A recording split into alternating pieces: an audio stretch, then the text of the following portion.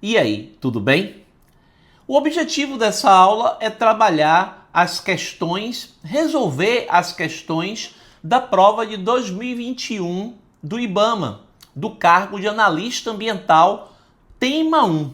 Nós vamos pegar essa prova de 2021 das questões 51 a 64, que trabalha o licenciamento ambiental, e nós vamos discutir, resolver cada questão, das 51 até 64.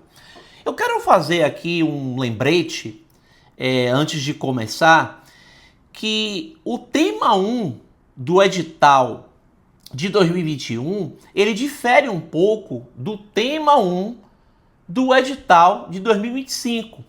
Então, para esse concurso IBAMA, edital 2025, que a prova vai acontecer no dia 6 de abril, nós temos aí um tema 1 com licenciamento ambiental, proteção, conservação, monitoramento e qualidade ambiental. Então nós temos outros temas, outros conceitos que também devem ser trabalhados, discutidos, e que em outras aulas nós vamos complementar com a resolução de questões das provas de 2021 para o tema 2 e o tema 3. Porque monitoramento, qualidade ambiental caiu em outras provas de 2021 ligada ao tema 2 e 3. O que aconteceu nesse edital de 2025 é que esses temas foram juntados e colocou-se o tema 1 e o tema 2 apenas.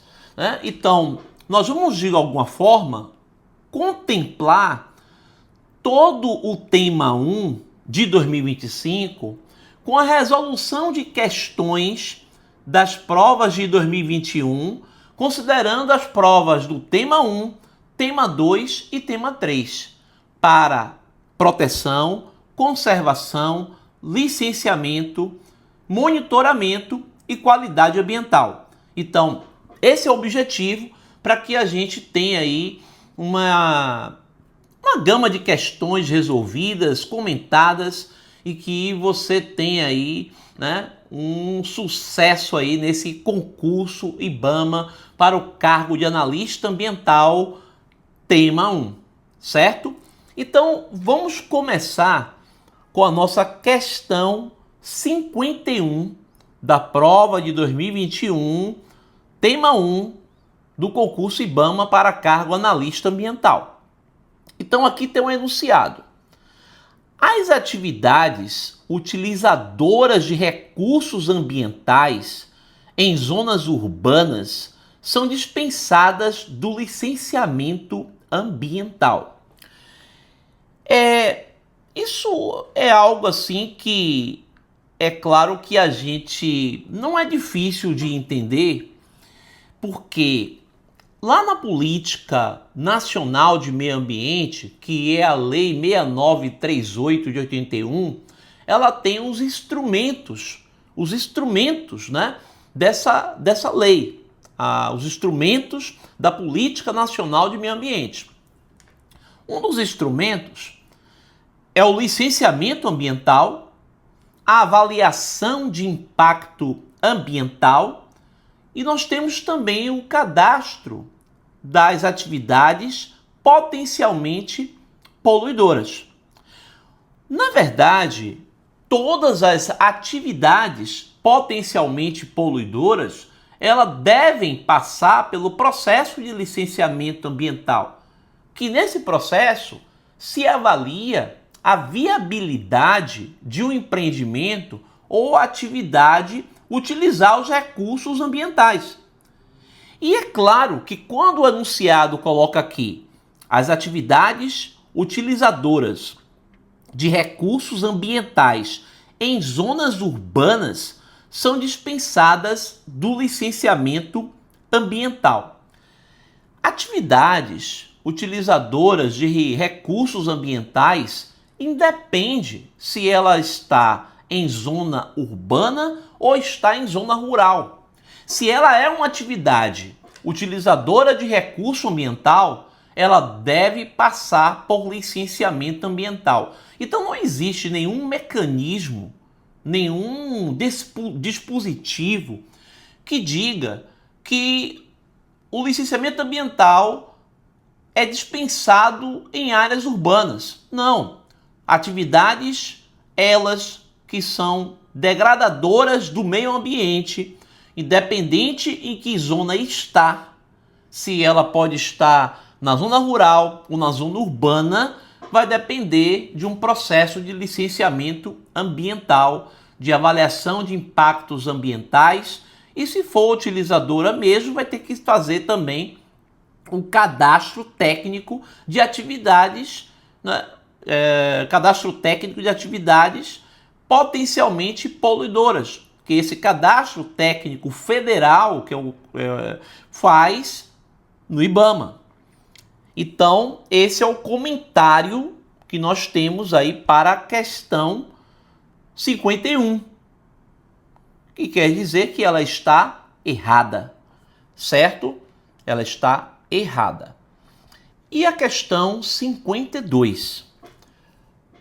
Nas zonas rurais, exceto em terras devolutas federais ou unidades de conservação instituídas pela União, a competência do licenciamento ambiental é estadual.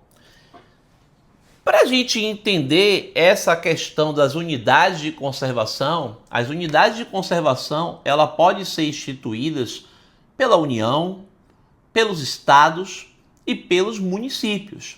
Podemos ter aí as unidades de conservação, de proteção integral ou então de uso sustentável. Mas a questão aqui é a relação do licenciamento ambiental. Ele está dizendo que nas zonas rurais, exceto em terras devolutas federais ou unidades de conservação instituídas pela União, é competência do licenciamento ambiental estadual. A questão está te induzindo ao erro, porque você pensa, olha, no caso, né, ele está falando que as unidades de conservação instituídas pela União e também aqui nas terras devolutas federais, que isso com certeza deve ser o IBAMA, porque é federal, mas não é bem assim que funciona. Então as zonas rurais deve ser realmente o Estado. Mas ele está te induzindo ao erro, a questão, pelo motivo que a competência do licenciamento ambiental vai depender de diversos fatores. E não é só estar dentro de uma unidade de conservação federal, ou estadual, ou municipal, ou ser terra devoluta federal, que vai definir a competência do licenciamento, ou ser zona rural, ou ser zona urbana. A competência do licenciamento ambiental ela é definida por uma lei complementar 140 de 2011. Nesta lei complementar 140 de 2011, ela diz o que é federal. Então, por exemplo, atividades que têm um impacto ambiental nacional, regional. Então, você tem, por exemplo, atividades que podem estar impactando mais de um estado, né? 2 estados. Atividades como assim, por exemplo, uma rodovia federal que perpassa por mais de um estado. Então, a gente tem aí uma competência federal, a competência do IBAMA. Então, a gente tem na Lei Complementar 140 de 2011 algumas situações que dá competência para os estados, para os municípios e para a União, o processo de licenciamento ambiental. E não tem a ver com questão de ser zona rural, zona urbana, ou estar em unidade de conservação, ou estar em terra devoluta. São outras situações que são definidas lá pela Lei Complementar 140 de 2011 e também isso começou, na verdade, com a Resolução CONAMA 237 de 97. É nessa resolução que começa o ensaio, né, das competências do licenciamento ambiental. Então, aqui está errada, a questão 52 ela está completamente errada, certo? E a competência do licenciamento ele segue critérios definidos pela Lei Complementar 140 de 2011. Então, nós já sabemos aí e, claro, né, para ser competência estadual, vão ser atividades que não tenha um impacto regional, um impacto nacional. Então, essas atividades já definidas, que não tem esse tipo de impacto ambiental, são atividades que serão licenciadas pelo Estado. E o Estado recebe também e manda para os municípios as atividades de impacto ambiental local, que isso vai ser definido lá pelo Conselho Estadual de Meio Ambiente, que, no caso, está também lá tudo definido na Lei Complementar 140 de 2011. Então, mais uma vez, errada. E aí a questão 53. A questão 53, né? É de competência do IBAMA o licenciamento de atividades potencialmente poluidoras localizadas no mar territorial, na plataforma continental ou na zona econômica exclusiva. Então, nós temos aqui, é de competência do IBAMA o licenciamento de atividades potencialmente poluidoras localizadas no mar territorial, na plataforma continental ou na zona econômica exclusiva, certo?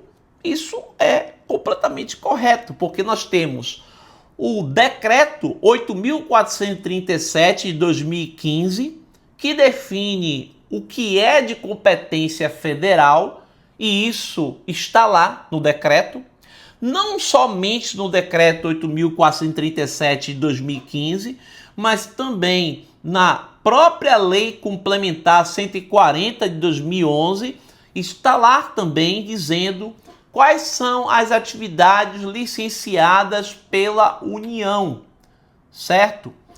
E também na Resolução CONAMA 237 de 97, que já começa também a falar dessa competência da União. Então, por exemplo, eu vou dar aqui exemplos práticos do nosso enunciado aqui, né? Plataforma continental, zona econômica exclusiva, mar territorial. Então, por exemplo, extração de petróleo no mar. Extração de petróleo no mar só pode ser licenciado pelo IBAMA, né? Pelo IBAMA. Podemos ter, por exemplo, atividades de criação de peixes em água salgada. Essas atividades de criação de peixe em água salgada, aquela criação de peixe no mar mesmo, ali também é licenciado pelo IBAMA. Às vezes, o IBAMA transfere a sua competência para o Estado.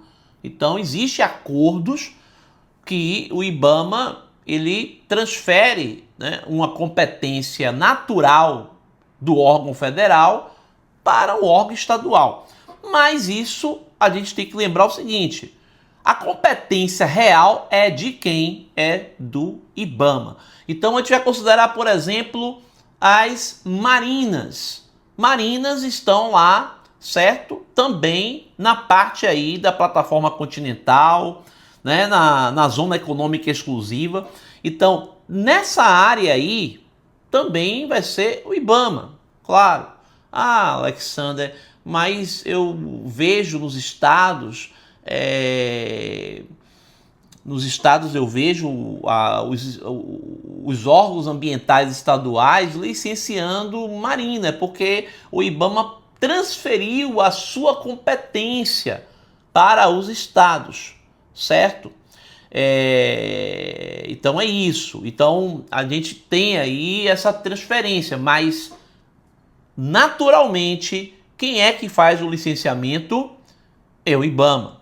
Então aqui está correta a questão 53, que é de competência do IBAMA o licenciamento de atividades potencialmente poluidoras localizadas no mar territorial, na plataforma continental ou na zona econômica exclusiva. A questão 54, ela diz assim: a avaliação de impacto ambiental é o estudo exigido no procedimento de licenciamento, com o fim de elencar eventuais riscos a espécies da fauna e da flora ameaçadas de extinção. Olha que pegadinha. Essa questão, ela também te induz a um erro, porque você olha assim: a avaliação de impacto ambiental é o estudo exigido no procedimento de licenciamento com o fim de elencar eventuais riscos a espécies de fauna e da flora ameaçada de extinção. Mas observe que a questão ela está restringindo, ela está restrita. Muitos estudos ambientais que foram entregues ao IBAMA no passado, o IBAMA questionava bastante que os estudos não tinham um socioeconômico, um bom estudo socioeconômico, que existia uma preocupação grande com a questão da fauna e da flora, mas o estudo socioeconômico era fraco. Então as comunidades do entorno daquele empreendimento, claro que seriam impactadas e não teriam ali programas, planos, formas de mitigação, que quer dizer reduzir os impactos ambientais. Então, isso foi muito questionado no passado. Até, por exemplo, o licenciamento ambiental da Belo Monte, que você deve aí conhecer, se você não lembra, mas já viu aí falar do licenciamento ambiental da Belo Monte. A Belo Monte teve essas questões. Quando os estudos ambientais foram entregues ao IBAMA, eu me lembro muito bem que uma das reclamações do IBAMA eram os estudos socioambientais. Então é claro que essa questão 54, ela está errada. Errada, porque ela está restringindo uma avaliação de impacto ambiental a apenas estudos de fauna e flora. E nós temos que relacionar os estudos socioambientais, os estudos socioeconômicos. Temos que elencar todos esses estudos, todos esses pontos. Então, é claro que nós temos que elencar esses pontos para saber quais serão os danos ambientais, os possíveis danos ambientais, socioambientais, socioeconômicos, para que a gente possa criar metodologias de mitigação, de compensação ambiental, e aí vai. Então, a questão 54, errada, ela está restringindo. A questão 55,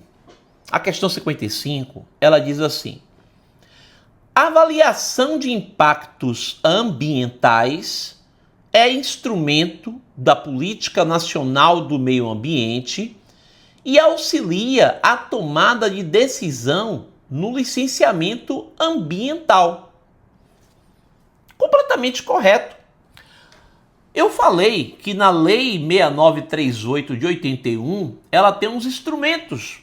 E um dos instrumentos, que é o licenciamento ambiental, tem um outro, que é a avaliação de impacto ambiental, tem um cadastro de atividades potencialmente poluidoras, tem um zoneamento ambiental. Esses instrumentos, ele tem uma grande importância na proteção do meio ambiente. Então, quando eu falo, por exemplo, de avaliação de impacto ambiental, eu estou falando de avaliar os possíveis impactos positivos.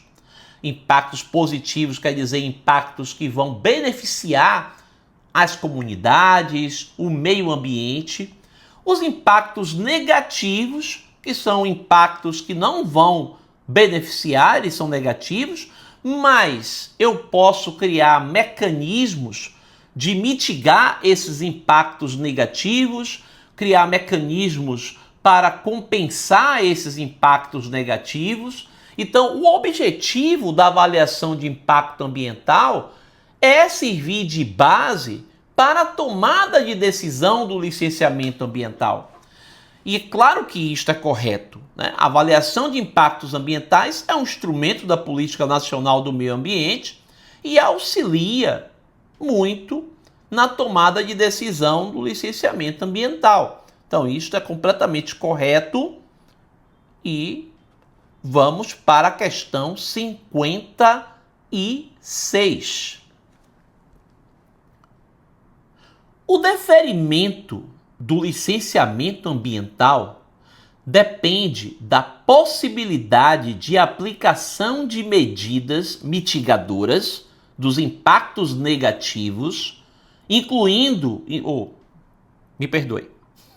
indicados no EIA, portanto, havendo indícios de impactos não mitigáveis, o licenciamento ambiental deve ser indeferido. Então eu vou fazer uma nova leitura. O deferimento do licenciamento ambiental depende da possibilidade de aplicação de medidas mitigadoras aos impactos negativos indicados no EIA, RIMA. Portanto, havendo indícios de impactos não mitigáveis, o licenciamento ambiental deve ser indeferido. Então, o que acontece, né? O estudo de impacto ambiental, o EIA-RIMA, nós temos aí na lei do SNUC, a lei lá de 2000, a lei 9.985 de 2000, a lei do SNUC, ela diz que todos os empreendimentos, atividades que passam por um estudo de impacto ambiental, o EIA-RIMA, que é um estudo mais complexo e que depende também de audiências públicas, né? Audiência pública para que você tenha a participação das comunidades, a participação da sociedade. Todo esse empreendimento que passar por EIA-RIMA, ele deve no mínimo destinar no mínimo 0,5% do valor do empreendimento para a criação de novas unidades de conservação ou para, de alguma forma, servir para preservação e conservação de unidades de conservação. Então, assim, quando a gente fala de impactos negativos não mitigáveis, que não pode ser mitigado, a gente tem o dispositivo, o mecanismo de compensação ambiental. Não quer dizer que se a gente tem um empreendimento, uma atividade que foi feita uma avaliação e existem impactos que não podem ser mitigados, e aí vai ser indeferido? Não é bem assim. A gente cria compensação ambiental. Então, pelo próprio estudo de impacto ambiental e pela lei do SNUC, a gente já sabe que é necessário, né, ter compensação ambiental. E dentro do próprio licenciamento ambiental, o IBAMA, no caso, ele vai definir outras formas também de compensação ambiental, aqueles impactos não mitigáveis. Por exemplo, um impacto não mitigável é o desmatamento. Você vai fazer a supressão de vegetação daquela área para poder alagar para uma hidrelétrica, para colocar uma termoelétrica, implantar uma termoelétrica, para implantar um complexo eólico, implantar uma rodovia, uma ferrovia, e você vai ter que desmatar uma grande área. Aquela área desmatada é um impacto negativo não mitigável. Você não tem como mitigar aquilo, né? Porque desmatou, desmatou. Então a única forma é compensar. Ah, Alexander, mas existe planos e programas para acompanhamento lá do desmatamento. Sim, mas isso não é mitigar, certo? Não é reduzir o impacto. Eu preciso, claro, ter acompanhamento de afugentamento e resgate de fauna, monitoramento de fauna das áreas que serão suprimidas. Mas assim, eu não tenho como mitigar esse impacto porque isso é um impacto negativo, né? Desmatou, acabou. Então eu preciso ter aí uma compensação para esse processo de desmatamento, né? E aí é que está a relação do pagamento no EIA-RIMA. O pagamento que é o mínimo de 0,5% do valor do empreendimento. Pode ser mais, esse é o valor mínimo, certo? Às vezes o IBAMA pode colocar 1%, 1,5%, a depender aí do cálculo que o IBAMA faz do impacto ambiental, ele pode aumentar esse valor para compensação ambiental, quando é exigido o EIA-RIMA. Então, a gente tem aqui, certo, uma questão errada, porque ele fala que o deferimento do licenciamento ambiental depende da possibilidade de aplicação de medidas mitigadoras aos impactos negativos indicados pelo EIA. Portanto, havendo indícios de impactos não mitigáveis, o licenciamento ambiental deve ser indeferido, e isto está errado. Fosse assim, a gente ia indeferir vários licenciamentos ambientais. Alexander, mas por que acontece então um tipo de licenciamento ambiental que seja indeferido? É porque aí a gente tem aí dois princípios. O princípio da prevenção e o princípio da precaução, que isso também é tema aí da prova do IBAMA.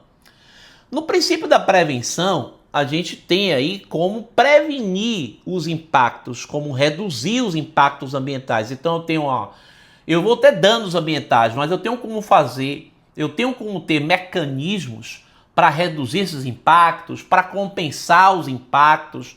Eu tenho como trabalhar essa atividade, esse empreendimento, reduzindo, no geral, o impacto ambiental desse empreendimento ao meio ambiente, aos recursos ambientais. Tenho.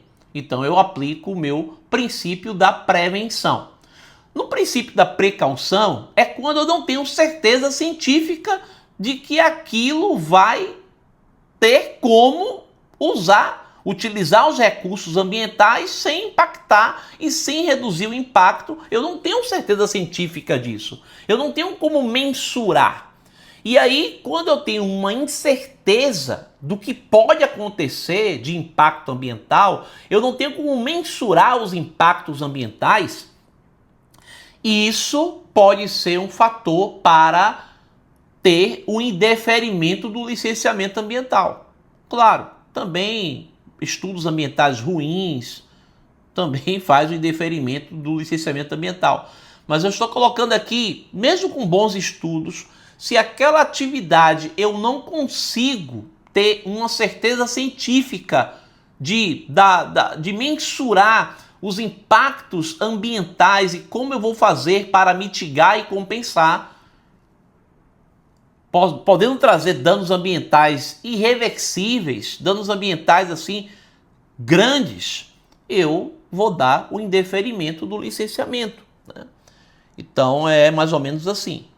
Então aqui está a nossa questão 56, ela está errada.